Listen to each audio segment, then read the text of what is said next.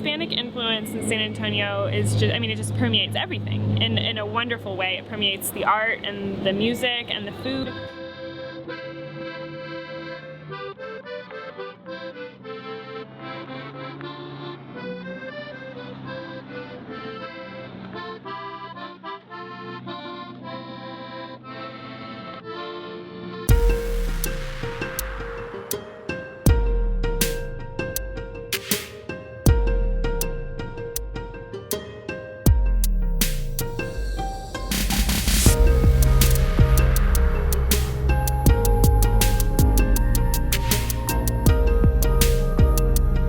More conservative than Austin, you know.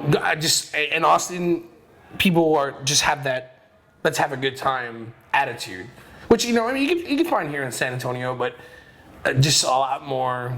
Again, conservative, the word conservative you threw out there, but I mean, Austin people are crazy. They are, but it's the good kind of crazy, though. You know, the kind of crazy that you want to do once a month or once a week. And I mean, I have a ton of friends that take the drive up there to go party up there. I mean, it's worth it. It's so much fun. I mean, example, you go to Austin, you ask someone to show you the boobs, they probably will.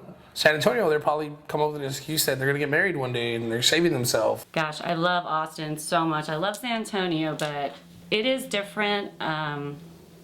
You know, I would like to see San Antonio get more supportive of just music in general as a city. You know, it's great that we have Luminaria now. At least that's something, you know, like we have a big arts festival, which is awesome because it has, you know, different kinds of art, like you know, film, music, and things like that. But I would really like to see us get something more like the South by Southwest or the ACL. You know, I'd like for that to kind of for our city to kind of support that kind of, you know, thing or idea. Someone told me once that if you live on a waterbed according to feng shui, that you have this really wishy-washy kind of just like, yeah, it's cool, it's fine, I'll do it tomorrow, you know, real sleepy sort of mindset.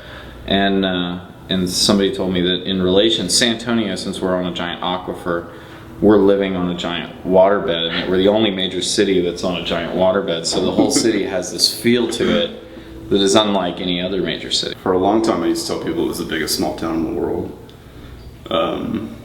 In some ways, it doesn't so much feel like that anymore, but in other ways, it'll probably always be that way. I mean, San Antonio is very, what's the word? They like to stay home.